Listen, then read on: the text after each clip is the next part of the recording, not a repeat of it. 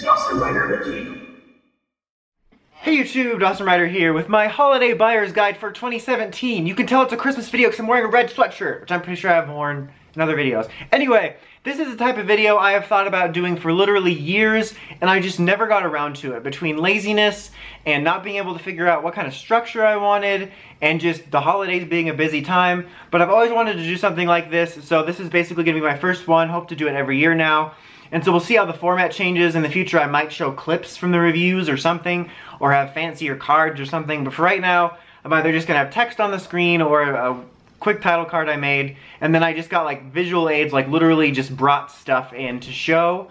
So basically this is, you know, a holiday buyer's guide, recommendations of what to get friends that might be into this stuff, or, you know, just yourself and such and stuff like that. That's not even a sentence. But let's go ahead and get started. So first of all, for Super Sentai, I'm basically just having stuff off the current season, so I got my visual aids here. First recommendation is good old Kuren-O. I think this is a good one to go with. Even though there's a couple things I like better in the mecha line than Kuren-O, this is a good, like, base level thing to start with. And if you have the changer, you get more sounds for it, and it's a good way to build up your collection if you want it. But it's just a really good, solid way to start a Kyuranger collection and makes a good centerpiece for it. And it is a solid mecha. It looks good, it's unique, it's got some fun lights and sounds. So yeah, I recommend that.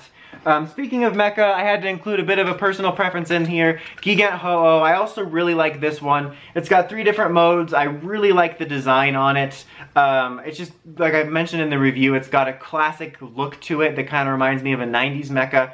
I just really dig it a lot, and I wanted to include a bit of a personal preference. And it also does have lights and sounds if that is your jam. Okay, so now also I recommend, oh, it fell off. I had this on here, but I recommend the Saiza Blaster and the Orion Q-Tama. Let me just get that back in there. There we go. I think this is also a good recommendation for like sort of starting a centerpiece of a Kyuranger collection. I do like stuff like, you know, Commander's Changer, but this is a good default one. You get you know, all the sounds for the different Q-Tama when you pick them up. It's good to have the main changer. And then of course this one I think is a lot of fun. It's big and kind of gaudy, but it also has a lot of sounds, and it works together with this. And it's good to get both of these, or just the changer, or if you already have the changer, pick this up. It's one of the best Q-Tama since it actually makes noises. Okay, so now moving on to Kamen Rider. Obviously, we have the build driver, which, you know, I had my little nitpicks in it in the review, but it's still a fun driver, and, you know, it's most exciting this time of year when it's, well, Christmas, but also, you know, it's the new Rider series, so it's all exciting, so either yourself or friends would be excited to get it if they're into it. Like I said, it's a fun driver, and I do dig it. It's got some neat sounds, and it's a good recommendation. As far as X-Aid stuff, I wasn't sure what to include because depending on the series, it can be harder to find the past Rider series stuff, and X-Aid stuff, a lot of it's super expensive. I never got a dual gear Gashat for Palad. It goes for like insane amounts, so that's ridiculous. But I wanted to include a couple things. I'm a huge fan of the Bugle Driver Sphy. I just really like the noises on it, even though I prefer like the design color scheme for the original recipe one. I just really like the sounds on this, and I really like the Kamen Rider Chronicle Gashat. I know there's a premium one, but I just really enjoyed this one. Also, I forgot to bring in a visual aid for it, and I'm too lazy to go get it. But as far as build, I can recommend the Steam weapons. If you get them together, they're a really fun set. As far as figures go, I wanted to recommend the X-Aid figure arts, specifically the 3-pack that comes with this, Brave and Snipe. It's a really nice value. You get all 3 of them. They're really, really nice looking figures, good quality, they look nice. I haven't had any like cheap loose joint problems. There's also other X-Aid figures floating around, you know, premium ones are starting to come out, a couple other retail releases. So if you're into those, I don't have all of them, but I'm going to assume they're the same quality, but I can vouch for the 3-pack of these.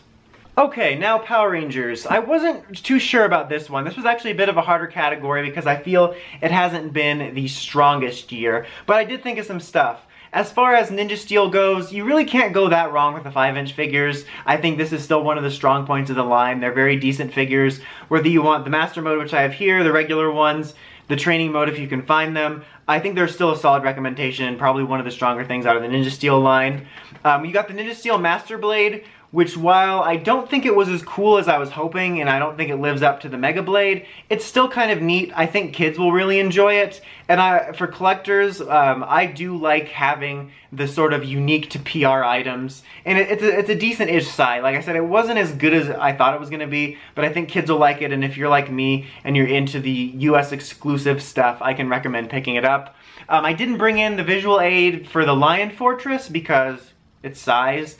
And I do recommend that. It's definitely a higher end purchase, but I think more specifically for kids, I think it's a really fun item that they can get a lot of playability out depending on what they own of it. For collectors, it's kind of more of a weird thing because it's a bit inaccurate. I think it's kind of neat to own, but I think that's more of a kid recommendation if you have the money for it, or if it goes on sale, which I feel like it will. I think it could be a Black Friday item. But yeah, I could recommend at least checking that out. Like I said, I think kids will get a kick out of that. Real quick here, I wanted to intercut about Ninja Super Steel stuff, or Super Ninja Steel stuff, excuse me. As of this video, when I'm filming it, it has not been spotted yet. It usually gets spotted around Black Friday. I'm not sure if the timeline's changed on that, but Super Ninja Steel stuff, or the new season stuff, usually starts popping up around this time of year. So obviously I don't own any of it yet, so I can't give any specific recommendations, but I wanted to include to keep an eye out for that, because regardless of quality, it always is exciting to see new stuff on the shelves, and I'm sure there will be some stuff that's at least somewhat worthy of picking up. And like I said, it's always exciting to see the new PR stuff on the shelves, so keep an eye out for that around Black Friday. There's been a lot of controversy around the Legacy line lately, but as I stated in my Legacy line ramble, I do recommend picking up at least things like this, the in-space figures. We've never really gotten, except for the red one in the Action Heroes wave, we've really never really gotten good articulated space figures, and who knows when or if we could ever get them again. It could be years if ever. So if you're an In-Space or Mega Ranger fan, I at least recommend checking these out because they still are pretty nice figures, and this Astro Megazord figure is also really nice. I also wanted to give the Legacy line and the movie line a little bit of love. I didn't pull them in, but I could honestly recommend picking up either of the original helmet or the movie helmet. They're both pretty nice, and I've seen them both dropping in price, so keep an eye out on Toys R Us on Amazon for that. I also actually quite like this Legacy coin set, which I also think will drop in price. Holy crap, they all fell out at once. That was absolutely amazing, and I'm keeping that in. But there's a lot of people that are disappointed that these weren't die-cast, but I think they're still pretty cool if you're a fan of the movie. They're pretty accurate. The light-up display stand, like, that was honestly amazing. They all fell out at once. That was pretty cool. Anyway, but I can still recommend these. Definitely wait for the price to go down, but if you're a movie fan, I still think they're pretty neat. Okay, moving into some non-tokusatsu toy categories. Ben 10's another big thing on my channel, so I thought I would cover a couple things. First off is the Deluxe Omnitrix from the Ben 10 reboot. Regardless of your opinions of the reboot series, this is one of the best Omnitrixes they've ever released. It's got some really accurate sounds and voices, nice lighting effects. It's just overall a really nice toy, both if you're a collector or for kids. Like I said, regardless of the series, it is one of the best Omnitrixes we've ever gotten. And also, pretty much any of the basic figures from Ben 10 are really nice. They really lived up to the Bandai figures that they did and even improved on them in some ways. And there's some that are better than others, but if you have a favorite character, they've done really nice, a really nice job with these. Okay, I only have one Digimon recommendation I could think of, and that is the Aptly Drive Duo. I know there's some people that preferred the original and think this design looks a little strange. I agree it looks strange, but I thought the other one looked like a thermometer, so I'm kind of okay with this one. The reason I recommend this one over the Aptly Drive Duo, or original recipe, excuse me, is because this one actually came out this year, and the air horn sounds that remind me of Tom Haverford from Parks and Rec endlessly amuse me, as well as the "here we go," and I just found it to be overall more amusing, a little bit less obnoxious, and it's got a lot of sounds if you've already got the chips, so I could recommend this for Atmon fans. As far as stuff that I don't usually cover, I did want to recommend, if you are a fan of me going out of frame, this chair, right? No, I'm just kidding.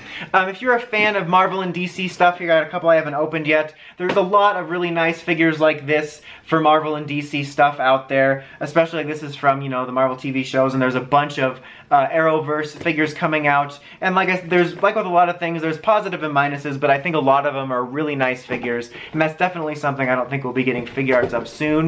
As far as the Justice League stuff goes, I was kind of iffy on stuff like the Dark Knight figure arts, so I would have to see about that, but I think that the Legends figures like that are cheaper and honestly are a pretty solid substitute. Alright, now getting into shows, games, movies, stuff like that, I got a few recommendations,